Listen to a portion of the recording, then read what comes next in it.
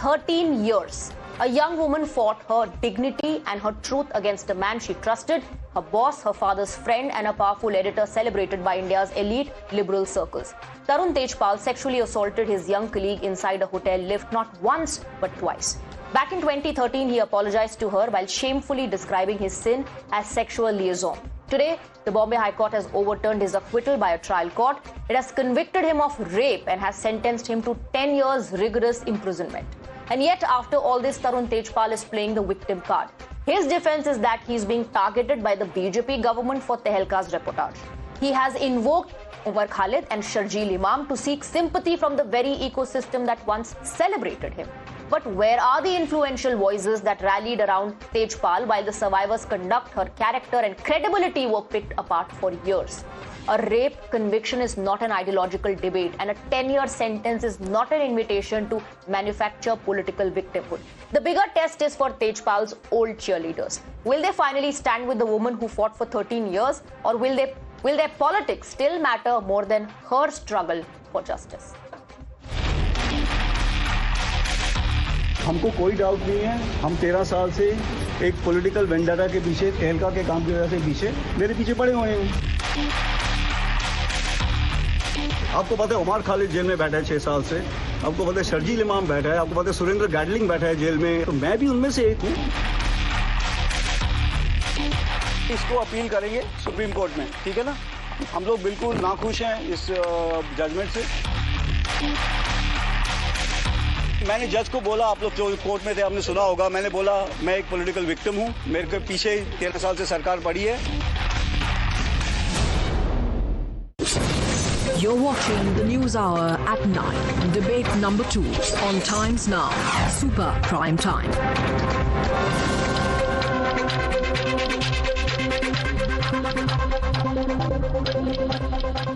Tarun Tejpal says, I'm a political victim and this is political vendetta. And there were reactions that came in right after that from political parties, from the opposition, almost parroting those lines as if Tarun Tejpal had given them a cue. Let's go across to a panelist. Tonight we're joined by Devidas Pangam, Advocate General, Goa. We have Dr. Ranganathan. He continues with us for debate number 2. Shoni Kapoor, men's right activist, joining us as well on the broadcast. And we also have Vivek Srivastav, political analyst. Let me first go across to Mr. Srivastav. Mr. Srivastav, political vendetta, Umar Khalid, Sharjeel Imam. What's the link? What's the logic? Do you see any logic? And if yes, then what is that logic? There is a logic. Umar Khalid should be given punishment or not given punishment. You cannot have something like keeping a fellow for 6 years in jail. आप बताइए उसकी chargesheet बनती है नहीं बनी क्या है trial शुरू हुआ नहीं हुआ you just cannot keep on postponing a thing और वो आदमी जेल में बैठा हुआ है. I mean something has to happen. That's what we want to say. And political vendetta is a truth. During Tejpal से क्या connection है?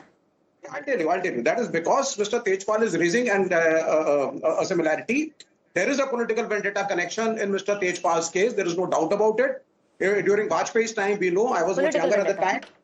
उनकी जो कंपनी थी तेहलका, उसके ऑफिस पे कितने रेड किए जाते थे, कितना हैरेसमेंट था, हर तरह की एजेंसी भेजी जाती थी उस जमाने में. This is at the time of prime minister Vajpayee I am talking of. तो विक्टिमाइजेशन तो था, लेकिन honourable court what it says should be respected.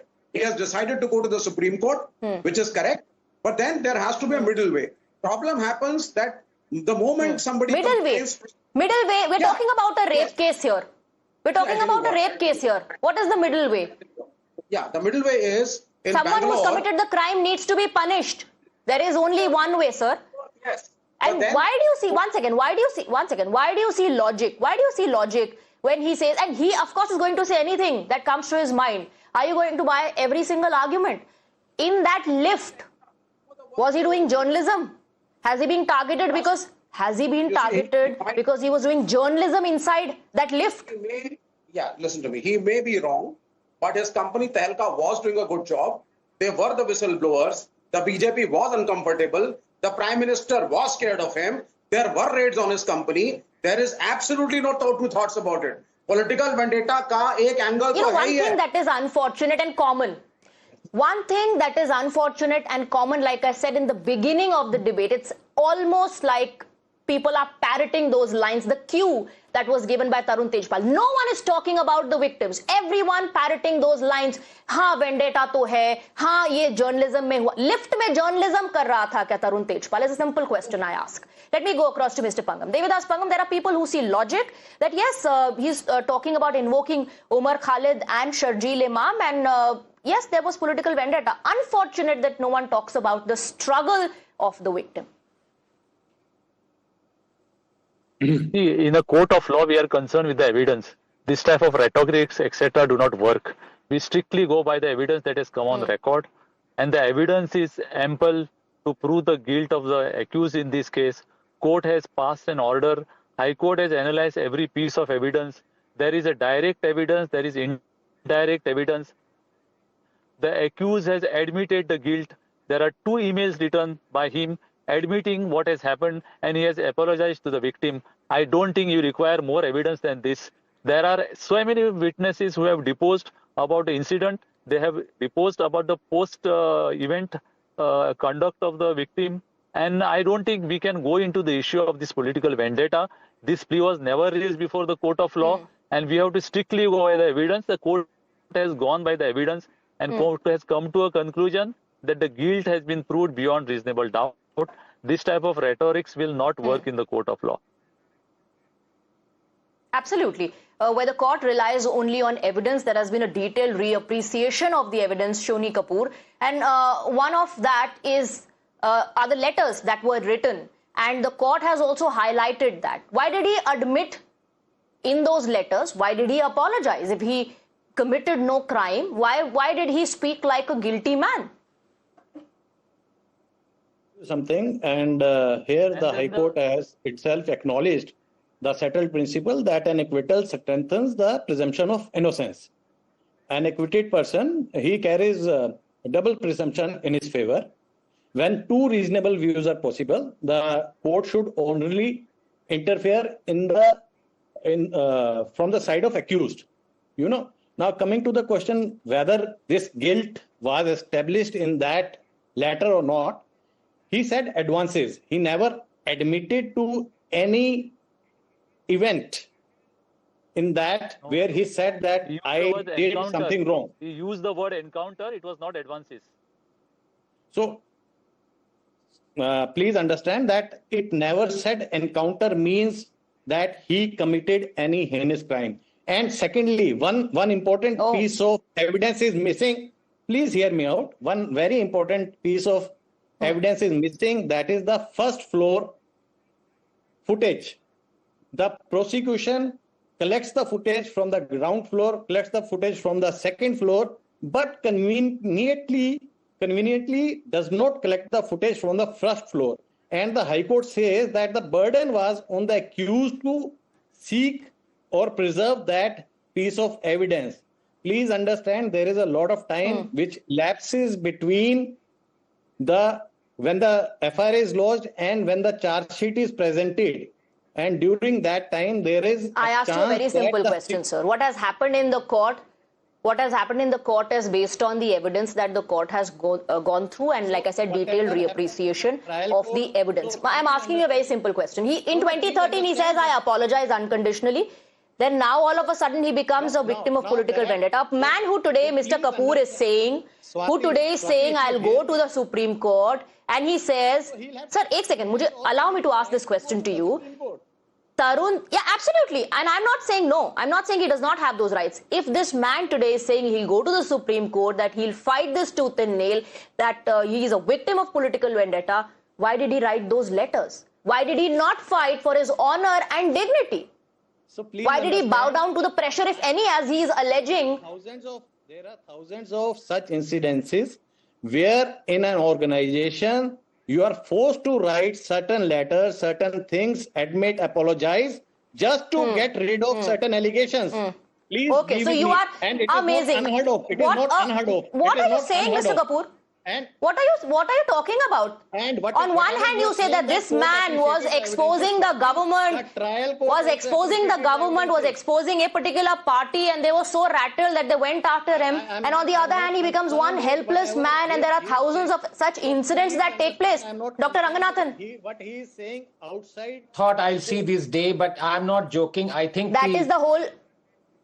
The antecedents of at least two panelists out here need to be investigated. God knows what they've been up to. And as far as Vivek saying, in a rape case, middle ground has to be found. Shame on you. And he's saying Tehelka was doing great journalism. You know, whenever this left and Darbari ecosystem uses the phrase Godi media and calls today's journalists slaves and servile, I cannot help but recollect the piece that Tarun Tejpal wrote back in 2009, shortly after Congress election victory. Let me quote him, just 30 seconds.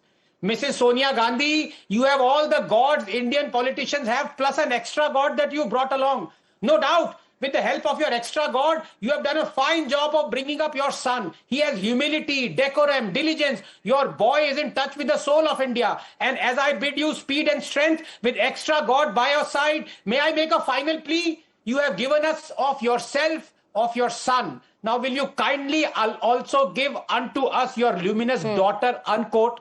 The entire piece that was loved by Congress and Darbaris is dripping with cringe-worthy subservience. Don't ask me what the quid pro quo was. Read the letter, Swati, of PM Manmohan Singh pertaining to Tarun Tejpal and Tehelka that he wrote to Sonia Gandhi. Read it yourself and find out for yourself what was the result of that letter.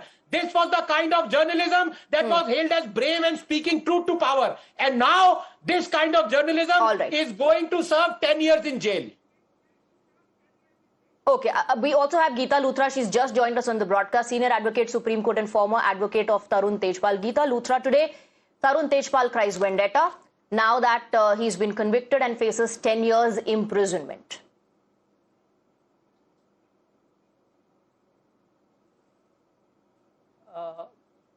Firstly, I'm here as a senior lawyer and as a lawyer talking about a matter in which there has been an acquittal and a conviction. I don't know how many people have read the trial court judgment, which runs in several huge voluminous pages. How many people have looked at the evidence? How many people have read the High Court judgment before everyone is opining on something which I think is a serious matter on which people need to opine after having read. I have personally skimmed through the High Court judgment. I have not read it in detail, and I think it would be unfair of me also to comment. I can only say normally an acquittal, a judgment of acquittal needs to be have several aspects of perversity, wrongness before the High Court disagrees. Now that there are two courts, the High Court itself has called the judgment perverse. One convicting. There is a detailed report, and I am wrapping up the debate by just citing quick excerpts of what the High Court has said. It's not like we've not gone through what the High Court has said. High Court has slammed the lower court for allowing defense to humiliate victim during cross-examination, and the High Court has also said there was no contradiction in her account. The High Court says in cross-examination, there was an attempt to portray the victim as unchaste woman in eyes of her husband. This was intended to create chilling effect and demoralize her as witness. These are some of the excerpts that the High Court in its order has given that I have just read out, that goes on to highlight how things went wrong and how that acquittal happened. I'm wrapping up the debate. Thank you very much. Thank you for joining us on the broadcast. Thank you to our viewers for watching us.